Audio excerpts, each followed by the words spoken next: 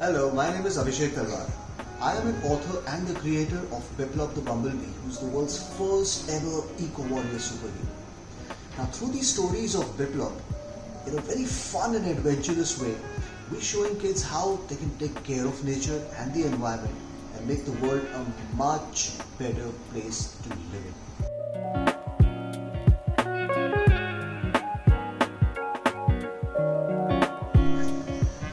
So I remember when our kids were very young, they were probably about 3 and 4 years old respectively.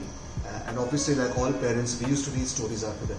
But each time I read a story, I'd come back to my wife Ritika and say, these stories are nice, but isn't there something better than that we can read to them? Something that will teach them about environment, about animals, about nature, about how it's such a beautiful world that we live in. And she used to always say, look, you write so well as far as business correspondence and letters and emails and all of that is concerned. If you think that better stories can be written, why don't you write them? And I thought this is an interesting challenge, so I took it up, wrote the first story, which coincidentally happened to be a story that featured Biplob the Bumblebee. And when my wife read it, she absolutely loved it. That's when the journey of Biplob the Bumblebee and his adventures started. Now, since then, I've gone on and written about 20 volumes of the adventures of Biplob the Bumblebee alone. Besides that, I've also created a couple of characters for slightly older children. But you'll have to wait for those books to come out before we can tell you a little more about what they are.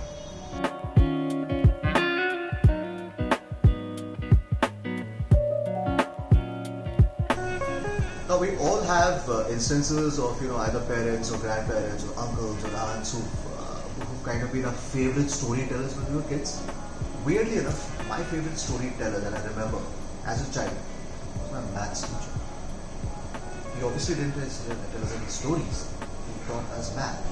But the way he approached those sums, the way he presented those numbers to us was so damn interesting that it just made you fall in love with the subject. And to me, that is the best form of storytelling. Because you take something as uninteresting for an average child as mathematics and numbers, and you're able to present it in such an interesting fashion. It's as if it's like the most exciting story that you heard and makes you fall in love with the subject.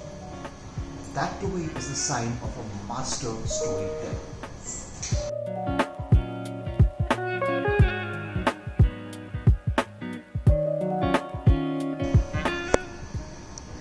So, a couple of years back, I stumbled across this writer called Con Egalden, who's written fictionalized biographies of some historical figures. One of them happens to be Genghis Khan. Obviously, like everyone else, I had an impression of Genghis Khan being this extremely cruel, crude barbarian who would go and ravage, entire countrysides. But when I read the story of Genghis and how he was the man that united the Mongolian tribes and made it probably the most powerful nation of its time, it is absolutely awe-inspiring. And preposterous as it may sound, if I were, to be a character from a book that I've read, it would have to be this. There is absolutely no two ways about it.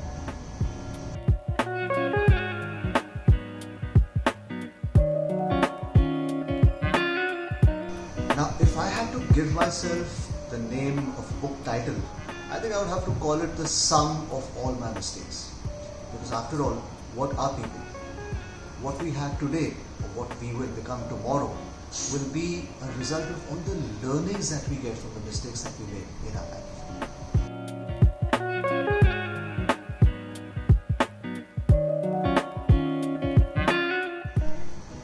Ritika and I both love being in the mountains. There's nothing that we like better than just going up as high as we can into the Himalayas, all the Nilgiris, and just walk through the day through those verdant, lush green forests all through the snow. It's the best holiday that we can think of. So keeping that in mind, for me the top 5 holiday destinations, most of which I've been blessed and lucky to have already visited, I would say, and this is not necessarily in the order of preference, but if I were to just list them down, one is, there is a place called Bhoom, which is about 15 kilometers or 20 kilometers ahead of Darjeeling. at a much higher altitude. And beyond Goan, you have close to 3,000 to 4,000 acres of tea plantations. And it's the most beautiful place that you can go to lose yourself. So that certainly is one such place. The other would be if one goes to Himachal, beyond the regular Shimla and Manali and all those other places, there's a place called Narkanda, which is largely undiscovered, at least for people from Mumbai, which again is rather secluded, very high altitude, and an extremely beautiful place. The third, if you go down south, just at the foothills of Ooty, there is a small hamlet called Masinaguri, where there are a lot of families that run homestays with local villagers working there, and again, it's an absolutely outstanding experience to go and live there for a few days. Go further down south, cross the Nilgiris, cross Ooty, and you get to a small town of Kunur. Don't stop. Cross Kunur and you once again get into tea plantation country, where it's like you're gone to a different world, a world where time has stopped, where technology hasn't caught up, where development hasn't really caught up as yet. So it's like a place which is in a different time zone, not as hurried as your city life, and again, right in the midst of nature. Absolutely beautiful. And last but not the least, any place in Uttarakhand which is beyond your regular tourist haunts is breathtakingly beautiful. Because that is one state where other than 2 or 3 places, tourism has hardly been developed. And that's when you get that raw, beautiful nature at its very best. There's one place that we haven't visited in Uttarakhand during our road trips, and that is Munshiari, which is literally at the Tibet border.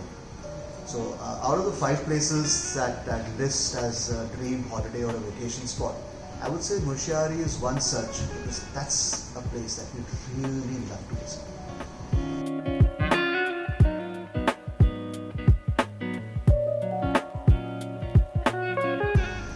I've read so many books as a child that it would be very hard to, pick up any one book and say this is my favorite, because books are like songs. At some point in time you like one song and another you like another song.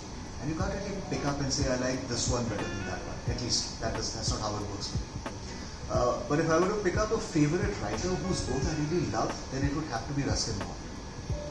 Again, I think it is to do with my love and fascination for nature, where I can go and live in a forest or in the mountains and just lose myself there for months at end without missing any of the creature comforts that civilization gives you.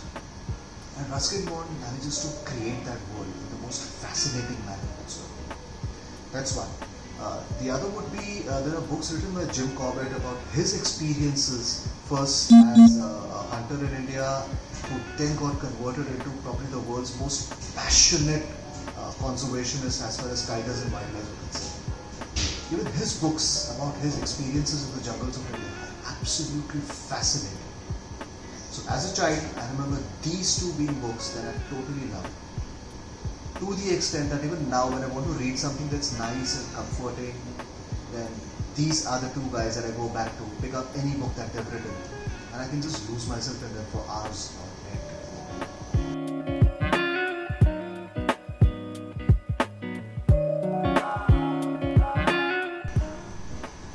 Let me ask you a question instead. What is it that makes us human beings different from these guys? I mean, they've got a brain, we've got a brain too. I'll tell you what's the difference. The difference is that we as human beings have got the ability to imagine. To imagine a world which is entirely different from what it actually is right now. And it's this imagination that has helped us create and develop the world to what it is going to be. Now reading is something that helps you unleash that imagination in you. Your parents or teachers or elders all would keep saying that you need to read because it helps improve your vocabulary, teach you about new things, it will help you learn about the world at large, all of which is true. But even if you keep all that aside, and if all of that is not of much interest to you, the very fact that you have this power in your mind which can be unleashed by the simple act of picking up and reading a book is phenomenal. So don't waste time, go out there, pick up a book, let's start reading. So we have 3 volumes of Adventures of Biplob the Bumblebee that are available for sale at Amazon and on our website, and you can obviously also borrow it from the House of Tales library. Other than that, we've got 3 more books in the Biplob series which are slated for launch this year. The next one coming out as early as the first week of November. Besides which, upcoming characters, like I mentioned in one of the earlier questions that you've asked, there's a new character that I've created, which is Jenkins the detective. This is the story of a dog who's retired as a colonel from the army, and he started his own detective agency. So the whole world is populated by dogs. They are the guys who are ruling the world. And Jenkins is the man who solves mysteries that no one else can. So that's an upcoming book that's going to be coming up very soon. So watch out for that one when it comes out.